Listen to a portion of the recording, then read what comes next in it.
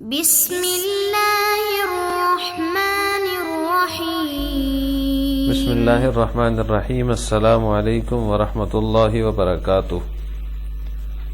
امید ہے تمام احباب خیر و عافیت سے ہوں گے۔ آج ہمارا آثار السنن کا 19واں سبق ہے، اور گزشتہ سبق میں سبق نمبر 18 میں ہم نے باب سؤر القلب کے تحت ایک اختلافی مسئلہ پڑھا تھا کہ کتے کا جوتا پاک ہے یا ناپاک ہے۔ اس میں فقہی اختلاف ہے، فقہا کا اختلاف ہے، اس کی تفصیل ہم نے پڑھ لی تھی۔ اور پہلی حدیث جو باب سؤر القلب کے تحت علامہ نیووی رحمہ اللہ تعالی نے بیان کی ہے، اس کا ترجمہ بھی پڑھ لیا تھا۔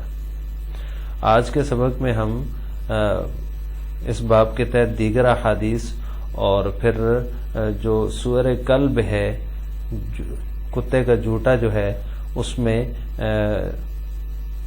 تسلیس غسل ہے یا تسبیح غسل ہے، یعنی 3 مرتبہ دھونا اس کو ضروری ہے یا 7 مرتبہ دھونا ضروری ہے، کیونکہ دونوں قسم کی احادیث مروی ہیں۔ بعض احادیث میں 7 دفعہ دھونا ضروری ہے اور بعض احادیث میں 3 دفعہ دھونا ضروری ہے۔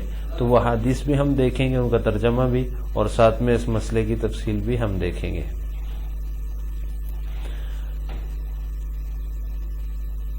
باب سؤر القلب کے تحت جو دوسری حدیث ہے، حدیث نمبر 18، وہ یہ ہے: وعن عبداللہ ابن مغفل رضی اللہ تعالی عنہ قال امر رسول اللہ صلی اللہ علیہ وسلم بقتل الکلاب ثم قال ما بالهم وبال الکلاب ثم رخص في كلب الصيد وكلب الغنم وقال اذا بلغ الكلب في الاناء فاغسلوه 7 مرات وعفروه الثامنة بالتراب۔ عبداللہ بن مغفل رضی اللہ تعالیٰ عنہ سے مروی ہے، وہ فرماتے ہیں رسول اللہ صلی اللہ علیہ وسلم نے کتوں کو قتل کرنے کا حکم دیا۔ ثم قال ما بالهم وبال الکلاب، پھر فرمایا کیا حال ہے لوگوں کا اور کیا حال ہے کتوں کا۔ ثم رخص فی کلب الصید وکلب الغنم، پھر رخصت دے دی کلب الصید شکاری کتے کے بارے میں، وکلب الغنم اور ریوڑ کی حفاظت کے لیے جو کتا رکھا جاتا ہے اس کے متعلق اجازت دے دی۔ وقال، اور فرمایا اذا بلغ الکلب فی الاناء، جب کتا برتن میں منہ ڈال دے، فاغسلوہ 7 مرات، تو اس کو 7 دفعہ دو، وعفروہ الثامنۃ بالتراب، اور 7ویں مرتبہ اس کو مٹی کے ساتھ مانجے۔ عفروہ مانجنا، یعنی پہلی ان کو 8ویں دفعہ جو ہے مٹی کے ساتھ اس کو مانج لے، یعنی 7 دفعہ جو ہے وہ پانی کے ساتھ دھو لے اور 8ویں دفعہ مٹی کے ساتھ مانج لے۔ رواہ مسلم، اس روایت کو مسلم نے روایت کیا ہے۔ اور اس کے بعد جو حدیث ہے، حدیث نمبر 19، وعن عطاء عن ابی ہریرہ رضی اللہ تعالی عنہ انہ قال انہ کان اذا بلغ الکلب فی الاناء احراقہ وغسلہ 3 مرات۔ عطا ابن ابی رحبہ سے مروی ہے، انہوں نے ابو ہریرہ رضی اللہ تعالی عنہ سے روایت کی ہے، انہ کان اذا بلغ الکلب فی الاناء، کہ جب کتا برتن کے اندر منہ ڈال دے تو وہ فرماتے ہیں احراقہ وغسلہ 3 مرات، اس کو پانی انڈیلنا ہے اور اس کا دھونا ہے 3 مرتبہ۔ رواہ الدارقطنی وآخرون، اس کو دارقطنی اور دوسروں نے روایت کی ہے، واسنادہ صحیح، اس کی اسناد صحیح ہے۔ اور حدیث نمبر 20 ہے، وعنہ عن ابی ہریرہ رضی اللہ تعالی عنہ قال اذا بلغ الکلب فی الاناء فاحرقہ ثم اغسلہ 3 مرات۔ انہی سے، یعنی عطاء بن ابی رباح سے مروی ہے، وہ ابو ہریرہ رضی اللہ تعالی عنہ سے روایت کرتے ہیں، وہ فرماتے ہیں جب کتا برتن میں منہ ڈال دے، فاحرقہ، تو اس کو انڈیل دو، ثم اغسلہ، تو اس کو دھو لو 3 مرتبہ۔ اس کو بھی دارقطنی نے اور طحاوی نے روایت کیا ہے اور اس کی اسناد بھی صحیح ہے۔ اسی طرح اس باب کی آخری حدیث ہے، وعن ابن جریج قال قلت لعطاء کم یغسل الاناء الذی بلغ الکلب فیہ، ابن جریج سے مروی ہے، وہ فرماتے ہیں میں نے عطا سے پوچھا، عطا بن ابی رباح سے پوچھا یا مجھے کہا عطا بن ابی رباح نے، کم یغسل الاناء الذی بلغ الکلب فیہ، کتنی مرتبہ دھونا ہے برتن کو جس میں کتا منہ ڈال دے؟ قال کل ذلک، تو انہوں نے فرمایا تمام، 7 و 5 و 3 مرات، 7 مرتبہ، 5 مرتبہ اور 3 مرتبہ۔ رواہ عبد الرزاق فی مصنفہ و اسنادہ صحیح۔ امام عبد الرزاق رحمہ اللہ نے اس کو اپنے مصنف میں روایت کیا ہے اور اس کی اسناد صحیح ہے۔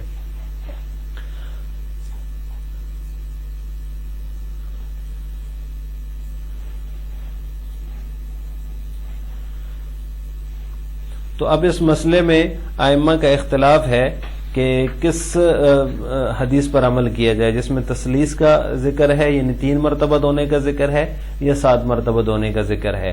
تو پہلا مذہب اس میں احناف کا ہے۔ احناف کے نزدیک جو ہے وہ تسلیس غسل واجب ہے، یعنی 3 مرتبہ دھونا تو اس برتن کو جس برتن میں کتا منہ ڈال دے یہ واجب ہے، باقی جو تسبیح وغیرہ ہے 7 مرتبہ دھونے کا جو حکم ہے وہ استحباب پر محمول ہوگا۔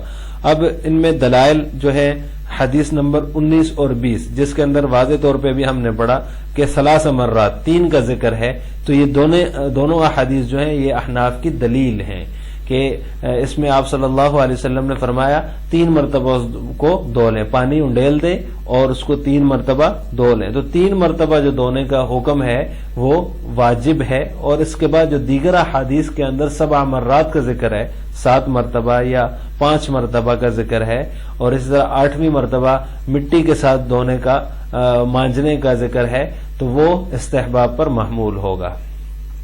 یہ تو پہلی دلیل ہے۔ دوسری دلیل ہے اغلظ النجاسات جو ہیں، یعنی انسانی گندگی جو ہے وہ اغلظ النجاسات ہے، اس میں نجاست میں سب سے بڑھ کر ہے، تو اس کو 3 مرتبہ دھونے سے وہ پاک ہو جاتی ہے۔ تو جب وہ پاک ہو جاتی ہے تو سور کلب جو ہے، کتے کا جو جوٹا ہے، وہ تو اس سے اخف درجے کی نجاست ہے، اس میں اس سے نجاست کم ہو جاتی ہے۔ تو اس بات پر تو اجماع ہے کہ جو انسانی گندگی ہے وہ اگر کسی کپڑے کے ساتھ لگ جائے تو اس کو 3 دفعہ دھو لے تو وہ کپڑا پاک ہو جاتا ہے، وہ صاف ہو جاتی ہے۔ تو جب وہ اغلظ النجاسات جو ہے وہ پاک ہو جاتی ہے 3 مرتبہ دھونے سے، تو جو اخف النجاسات ہے یعنی سؤر کلب، کتے کا جوٹا، وہ بطریق اولا پاک ہو جائے گا۔ یہ تو تھا پہلا مذہب۔ دوسرا مذہب ہے ائمہ ثلاثہ کا، امام شافعی، امام احمد بن حنبل اور امام مالک رحمہم اللہ تعالی کا۔ وہ فرماتے ہیں 3 مرتبہ نہیں بلکہ تسبیح واجب ہے، یعنی 7 مرتبہ دھونا واجب ہے۔ اب ان کی دلائل جو ہیں وہ ساری احادیث تسبیح ہیں، جس طرح پہلی حدیث ہم نے پڑھی ابھی اس کے اندر 7 مرات کا ذکر ہے۔ اسی طرح دیگر جو 7 مرتبہ دھونے والی احادیث ہیں، کتا جب منہ ڈال لے پانی کے اندر، حدیث نمبر 18 ہے، اس سے پہلے کی جو حدیث ہے اس کے اندر بھی جو ہے وہ 7 مرتبہ فاغسلوہ 7 مرات وعفروہ الثامنۃ بالتراب، 7 مرتبہ دھویا جائے اور 8ویں مرتبہ اس کو مٹی سے مانجے۔ تو یہ جتنی بھی احادیث ہے یہ ائمہ ثلاثہ کے مذہب کے دلائل ہیں۔ احناف کی طرف سے ائمہ ثلاثہ کو 2 جواب دیے جاتے ہیں، کیونکہ جو صحیح مذہب ہے احناف کے نزدیک وہ تسلیس غسل ہے، یعنی 3 مرتبہ دھونا ہے۔ تو دیگر بھی جو مذاہب ہے جیسے کہ امام شافعی رحمہ اللہ کا مذہب ہے تسبیح کا، اسی طرح امام مالک کا بھی تسبیح کا مذہب ہے، تو ان کو احناف کی طرف سے یہ جواب دیا جاتا ہے کہ یہ جو احادیث تسبیح ہیں یہ منسوخ ہیں، کیونکہ شروع میں کتے کے بارے میں بڑے سخت احکام تھے، جیسے کہ یہاں پر حدیث کے اندر حدیث نمبر 18 میں گزرا ہے، امر رسول اللہ صلی اللہ علیہ وسلم بقتل الکلاب، کتوں کو مارنے کا، کتوں کو قتل کرنے کا حکم دیا ہے۔ تو جب اتنا سخت حکم تھا تو اس وقت ان کے لعاب کے بارے میں بھی سخت حکم تھا کہ اگر وہ کسی برتن میں منہ ڈال دیں، ان کا جوٹا اگر کوئی برتن ہو جائے تو اس کو 7 مرتبہ دھوئیں اور 8ویں مرتبہ وافروہ الثامنۃ بالتراب، اس کو 8ویں مرتبہ مٹی سے مانجیں۔ تو یہ حکم اس وقت تھا، شدت والے احکام کے زمانے میں تھا، لیکن بعد میں ثم قال ما بالهم وبال الكلاب، آگے اسی حدیث کے اندر ہے ثم رخص فی کلب الصید و کلب الغنم، کچھ کتوں کے رکھنے کی اجازت دے دی، وہ سختی جو تھی اس کے حکم میں اس میں نرمی آ گئی، تو لہٰذا جب وہ سختی والا حکم نہیں رہا تو اسی طرح نجاست کے حوالے سے بھی اتنی سختی والا حکم نہیں ہوگا، تو لہٰذا تسبیح منسوخ ہوگی اور تسلیث غسل یعنی 3 مرتبہ دھونا واجب ہوگا۔ ایک جواب تو یہ ہوا۔ دوسرا جواب یہ ہے کہ جو احادیث مختلف ہیں، کسی میں تسلیث کا ذکر ہے، کسی میں 5 مرتبہ کا بھی حکم ہے اور کسی میں 7 مرتبہ کا حکم ہے، تو لہٰذا احناف کے نزدیک جو ہے تسلیث واجب ہے اور تسبیح کا حکم جو ہے وہ استحباب پر ہے، یعنی مستحب ہے اگر اس کو 7 مرتبہ دھو لیا جائے۔ تو یہ جو جتنی بھی تسبیح والی روایات ہیں احناف ان کو استحباب پر محمول کرتے ہیں، احناف کے نزدیک یہ ان سے استحباب مراد ہے کہ اس کو 7 مرتبہ دھونا یہ مستحب ہے۔ تو آج کے سبق کا خلاصہ یہ ہوا کہ ہم نے آج کے سبق میں کتے کا جو جھوٹا ہو جاتا ہے برتن اس کو کتنی مرتبہ دھونا ہے اور کتنی مرتبہ دھونے سے وہ پاک ہوگا، اس میں جو ائمہ کا اختلاف ہے، احناف کے نزدیک تسلیث ہے، 3 مرتبہ دھونا واجب ہے، اور تسبیح جو ہے وہ استحباب پر محمول ہے، یعنی 7 مرتبہ دھونا مستحب ہے، جبکہ ائمہ ثلاثہ امام شافعی، امام مالک اور امام احمد بن حنبل رحمہ اللہ کے نزدیک تسبیح واجب ہے، یعنی 7 مرتبہ دھونا واجب ہے، اور تسلیث جو ہے اور وہ جو ہے وہ تسبیح ہی ان کے نزدیک واجب ہے، وہ اس کو جو ہے نا تسبیح والی روایات سے ہی اپنے مذہب کی دلیل حاصل کرتے ہیں اور استدلال کرتے ہیں، تو لہٰذا ان کے نزدیک تسبیح واجب ہے۔ آخر میں آپ سے 2 سوال ہیں۔ نمبر 1، انسانی گندگی کو کتنی مرتبہ دھونے کا حکم ہے کہ وہ اس سے پاک ہو جاتی ہے؟ اس کا جواب آپ نے مختصراً کمنٹ باکس میں دینا ہے۔ نمبر 2، احناف کے ہاں سور کلب والے برتن کو 7 مرتبہ مٹی سے دھونے کے حکم کا درجہ کیا ہے؟ ٹھیک ہے، یہ بھی آپ نے اس کا جواب بھی کمنٹ باکس میں دینا ہے۔ وآخر دعوانا ان الحمد للہ رب العالمین۔ السلام علیکم ورحمۃ اللہ وبرکاتہ۔